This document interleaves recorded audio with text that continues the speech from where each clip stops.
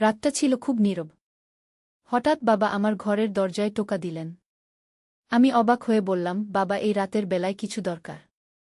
বাবা মৃদু হেসে বললেন, মা, একটু আমার ঘরে আসো তো। কথায় আছে। আমি বাবার ঘরে গেলাম। দেখি বাবা বিছানায় বসে আছেন। মুখটা ফ্যাকাসে, চোখে ক্লান্তি।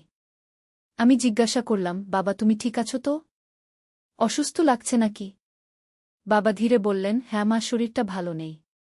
কিন্তু তোমার সঙ্গে কিছু কথা বলতে চেয়েছিলাম। আমি বাবার পাশে বসলাম। বাবা হাতটা আমার মাথায় রেখে বললেন, তুমি জানো, আমি অনেক কিছু চেয়েছিলাম তোমার জন্য, কিন্তু সময়ের অভাবে হয়তো সব দিতে পারিনি। তারপর তিনি একটা ছোট্ট খাম এগিয়ে দিলেন।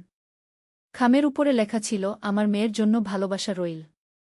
আমি অবাক হয়ে বললাম, বাবা, এটা কি? বাবা হেসে বললেন, আমার জীবনের সঞ্চয় কিছু টাকা আছে এখানে। কিন্তু এর চেয়েও বেশি মূল্যবান এই কথাটা মনে রাখা। জীবনে যত কঠিন সময় আসুক, অন্যের ভালো চাইতে কখনো থেমো না। বাবার কণ্ঠ কেঁপে উঠল। আমি চোখে জল নিয়ে বললাম, বাবা, এমন কথা বলো না। বাবা শান্ত গলায় বললেন, ভয় পেও না মা। আমি জানি তুমি অনেক বড় হবে।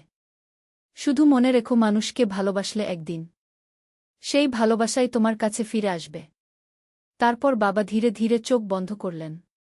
আমি তাড়াতাড়ি ডাকলাম, বাবা। বাবা, কিন্তু কোনো উত্তর নেই। আমি কেঁদে ফেললাম।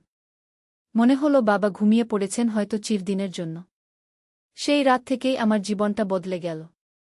আজও যখন রাতের বাতাস জানালা ছুঁয়ে যায়, মনে হয় বাবা বলছেন, আমি আছি তোমার সঙ্গে।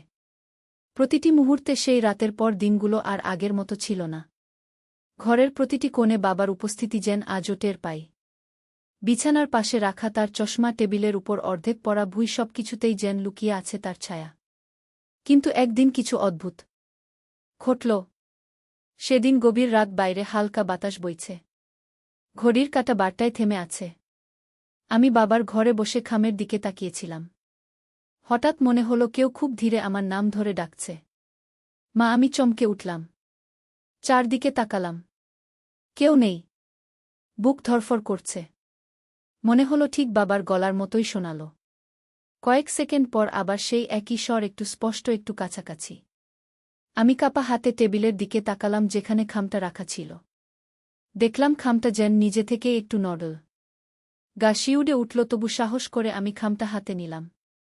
নিচে একটা কাগজ লুকানো ছিল, যা আমি আগে কখনো দেখিনি। সেখানে বাবার হাতের লেখা, আমি চলে গিয়েও তোমার পাশে আছি, যতক্ষণ তুমি ভালো থাকবে। আমার চোখ ভিজে গেল। কিন্তু সেই মুহূর্তে ঘরে এক অদ্ভুত আলো জ্বলে উঠল। বাতাসে বাবার প্রিয় আতরের গন্ধ ছড়িয়ে পড়ল। মনে হলো কেউ খুব শান্তভাবে হাসছে। আমি বুঝে গেলাম, বাবা দূরে যাননি। তিনি এখনো আছেন এই ঘরে, এই বাতাসে, আমার প্রতিটি শ্বাসে, প্রতিটি প্রার্থনায়। সেই রাতের পর থেকে আমি জানি, ভালোবাসা কখনো মরে না।